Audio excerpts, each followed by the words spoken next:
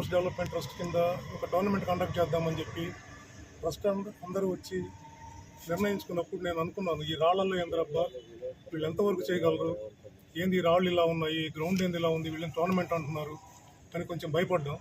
తర్వాత పెద్దల సహకారంతో, సిద్ధు గారు వాళ్ళ స్నేహితులందరి సహకారంతో బాగా తీర్చిదిద్దారు గ్రౌండ్ని. ఇప్పుడు గ్రౌండ్ కూడా ఆడటానికి అనువుగా, ఇంకా ఉత్తరోత్తర టోర్నమెంట్ జరుపుకోవడానికి కూడా అనువుగా చాలా బాగా ఆ గ్రౌండ్ని తయారు చేశారు. అందులో భాగంగా మేము కేసీఆర్ తరఫున మేము కూడా ఇన్వాల్వ్ అవుతున్నాం. వాళ్ళు ఈ క్రికెటే కాకుండా కబడ్డీ, వాలీబాల్ చాలా టోర్నమెంట్స్ జరపాలనే ఆలోచనలో కూడా ఉన్నారు. అందుకు అనుగుణంగానే గ్రౌండ్ని తయారు చేసుకుంటున్నారు. మొదటిగా కేసీఆర్ ఇన్వాల్వ్ అయ్యి క్రికెట్ టోర్నమెంట్ పెడదామనే ఉద్దేశంతో క్రికెట్ టోర్నమెంట్ ఇదంతా నిర్ణయించడం జరిగింది. దీంట్లో కావలి నియోజకవర్గంలో మాత్రమే పెట్టాలనుకున్నారు ఫస్ట్. తర్వాత పెద్దవాళ్ళ ఆలోచనలు, సూచనలు, సలహాలు అవి తీసుకుని జలదంగి మండలం కూడా కలపడం జరిగింది వాళ్ళు. ఇప్పుడు కావలి నియోజకవర్గం మరియు జలదంగి మండలం ఈ రెండు పరిధిలో టోర్నమెంట్ జరపడానికి నిర్ణయించారు. వీటికి సంబంధించి కొన్ని నియమ నిబంధనలు ఉన్నాయి. అవి చాలామంది అపోహల్లో ఉన్నారు, ఇలా జరుగుతుంది అలా జరుగుతుందని చెప్పి. ఆ అపోహలను పోగొట్టడం కోసం 2 నియమాల నిబంధనలు చెప్తున్నాను నేను. ఈ నియోజకవర్గ పరిధిలో మనం నిర్ణయించిన పరిధిలో ప్లేయర్స్ ఆధార్ కార్డులు ఉండాలి. అంటే ఆ పరిధిలో చెందిన వాళ్ళే ఉండాలి. ఏ ప్లేయర్ ఎక్కడైనా ఆడుకోవచ్చు. ఒక దగ్గర అంటే ఒక నియోజకవర్గంలో వీళ్ళే ఆడాలి, జలదంగి మండలం వాళ్ళే ఆడాలి అనే నియమ నిబంధనలు ఏం లేవు. మొత్తం ఏరియాలో ఎవరు ఏ టీంకైనా ఆడుకోవచ్చు. డ్రెస్ కోడ్ కంపల్సరీ ఉండాలి.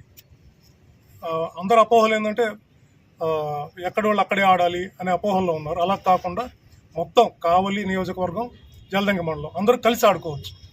వాళ్ళ టీం కట్టుకొని వాళ్ళు ఆడుకోవచ్చు.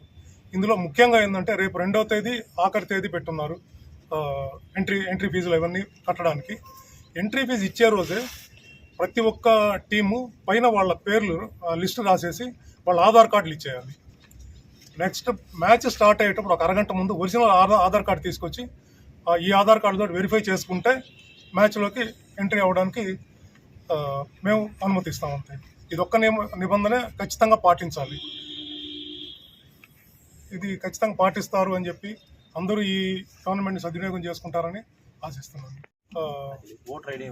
ఓటర్ ఐడీలు కానీ లేదా ఇవి కానీ ఏమీ స్వీకరించబడవు. ఓన్లీ ఆధార్ కార్డ్స్ మాత్రమే స్వీకరిస్తాం. ఒరిజినల్ కంపల్సరీ తెచ్చేయాలి. ఒరిజినల్ లేకుండా వాళ్ళని ఆడించడానికి సమ్మతించాం.